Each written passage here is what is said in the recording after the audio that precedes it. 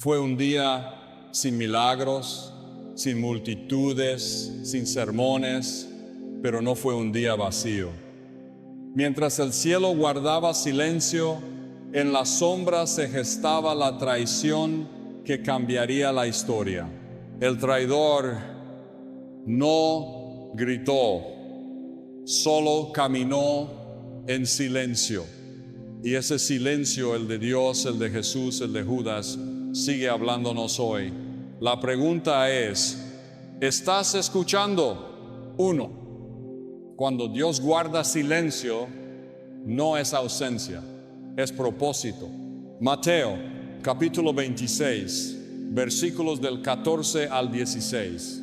El miércoles santo no fue un día lleno de milagros.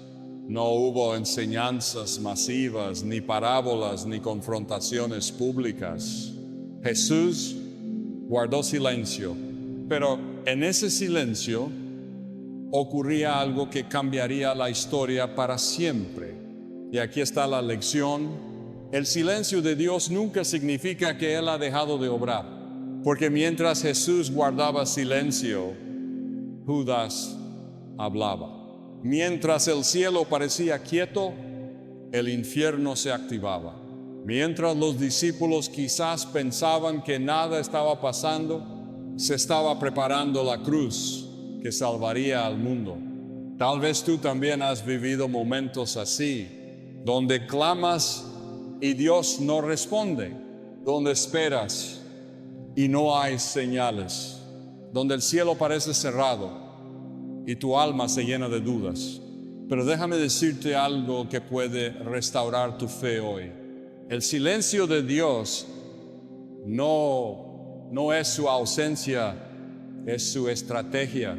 Cuando Él no está hablando, es porque ya está preparando algo. Cuando Él parece estar quieto, es porque está ordenando el escenario. Cuando tú no lo ves moverse, es porque Él ya ha comenzado a actuar, pero a un nivel que todavía no alcanzas a entender. Jesús sabía que Judas lo iba a traicionar. Sabía lo que estaban tramando los fariseos. Sabía lo que venía en el Getsemaní, en el juicio, en la cruz, pero no reaccionó con miedo ni ruido. Guardó silencio y caminó con propósito. No necesitas que Dios te hable todos los días para saber que Él está contigo. A veces, lo único que necesitas es confiar en su silencio. Y mientras Dios obra en silencio, el enemigo nunca se queda quieto, porque el enemigo siempre conspira en la sombra. Y esa verdad nos lleva directamente al punto 2. 2. El enemigo siempre conspira en la sombra. Mateo, capítulo 26, versículos del 14 al 16. Entonces uno de los 12, que se llamaba Judas Iscariote, fue a los principales sacerdotes y les dijo: ¿qué me queréis dar? Y yo os lo entregaré. Y ellos le asignaron 30 piezas de plata. Y desde entonces buscaba oportunidad para entregarle. Mientras Jesús guardaba silencio, el enemigo hablaba en voz baja. No hubo gritos, no hubo violencia, solo un susurro, un trato, un pacto en las sombras. Judas, uno de los 12, no fue forzado, no fue manipulado. Él fue voluntariamente a los líderes religiosos. Se acercó con una pregunta devastadora: ¿qué me darán si lo entrego? Y desde entonces comenzó a buscar el momento perfecto para traicionar. Esa escena revela una verdad aterradora.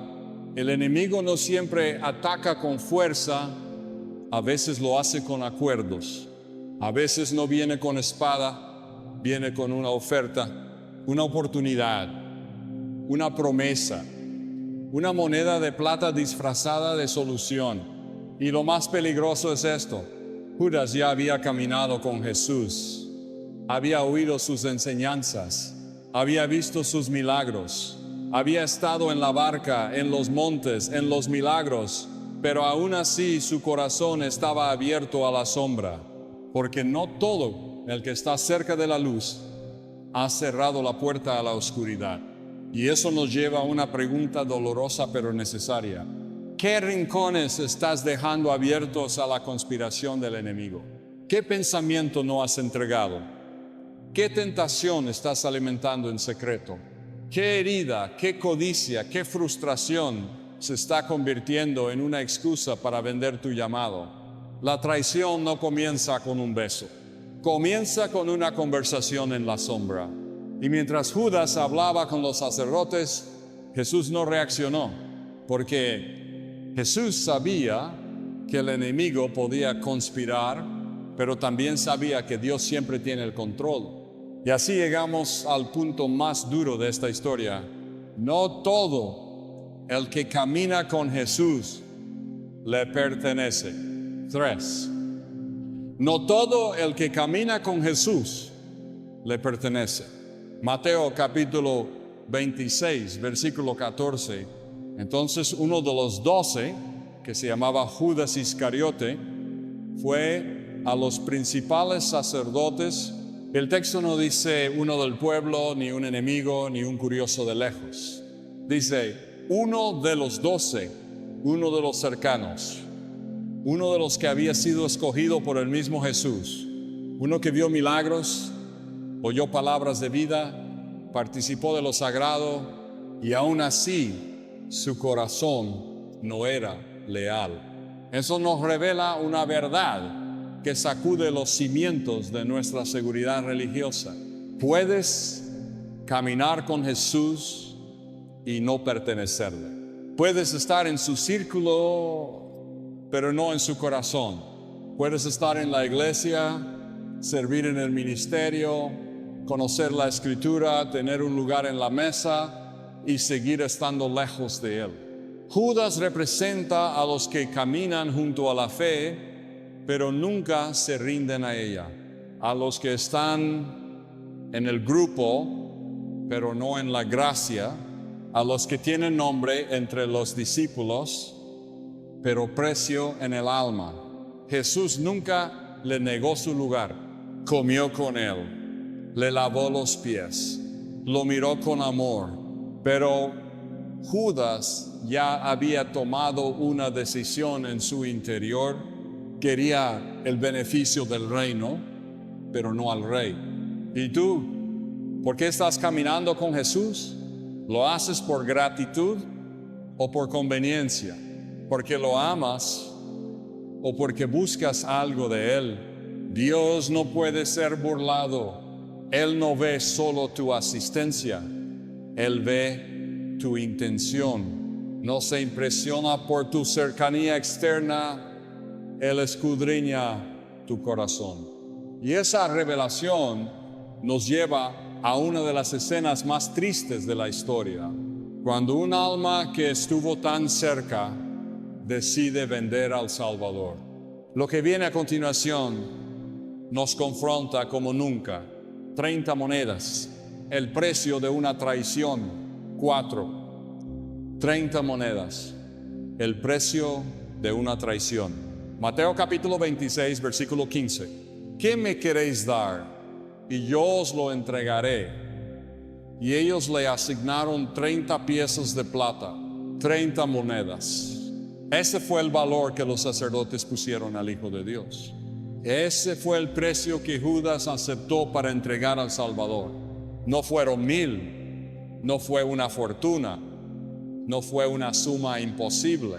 30 piezas de plata. El precio de un esclavo, el precio de una traición. Pero la verdadera pregunta no es cuánto pagaron ellos. La verdadera pregunta es, ¿por cuánto estás tú dispuesto a cambiar a Jesús? Porque la traición no siempre viene envuelta en monedas. A veces viene disfrazada de excusas, de relaciones, de placeres, de oportunidades, de orgullo.